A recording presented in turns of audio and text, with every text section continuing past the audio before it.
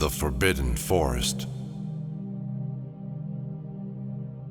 by Clark Ashton Smith.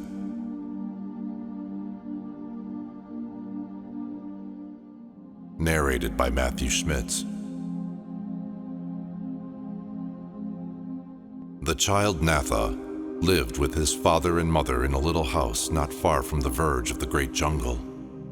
Every day he could see the ancient trees that were taller than ebony or mahogany, and the gleaming of enormous orchids upon their matted creepers.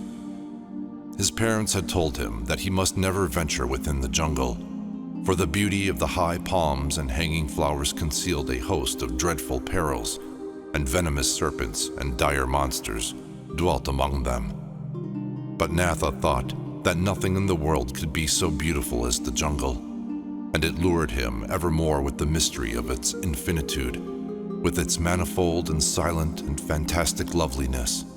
And he dreamt that the flowers would be fairer still, and the trees more high and stately, if he could see them near at hand. And the child Natha grew to love the jungle with a strange and fearful love. One day, when his parents had gone on a brief journey and had given him many parting admonitions to avoid the perilous wood, Natha left the little house and crossed the open fields in which he was permitted to play, and drew near to the forbidden forest. His tiny heart began to beat like a drum when the monstrous palms and liana-laden trees loomed above him. But their shadows were so cool and green and deep, and he saw so many blossoms, so many fretted ferns and lovely shapen leaves, and so many butterflies that vanished or emerged among them, and so many saffron and scarlet and azure birds that flew away with strange cries in the emerald gloom, that he soon lost all memory of his parents' warning, and wandered further and further, following the butterflies and the birds.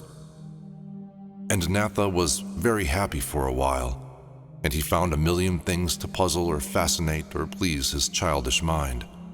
And he plucked many flowers, only to drop them when he found others that were larger or brighter. And he loved the rich, inebriating perfume of the flowers, and he loved their pale and amber and opalescent hues. Now, after a time, Natha became tired, and he thought of his little home and his mother's care with a sudden longing, and he tried to retrace his way through the deep jungle.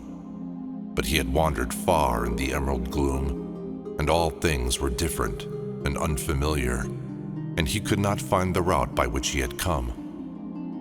Instead, he soon lost himself among trees that were vaster and darker than any he had yet seen, and around him were pallid blossoms broad as moons that poured forth a heavy wave of overpowering, lethal fragrance. And Natha was a little frightened now, but as he wandered on, the scent of the flowers began to make him drowsy, and the trees grew darker and taller still, and the blossoms were huge and bright as rising suns, and he seemed to drown in their perfume as in a voluptuous tide. And Natha was no longer frightened when he fell among the blossoms, and their faces receded and faded above him as he sank down to everlasting sleep.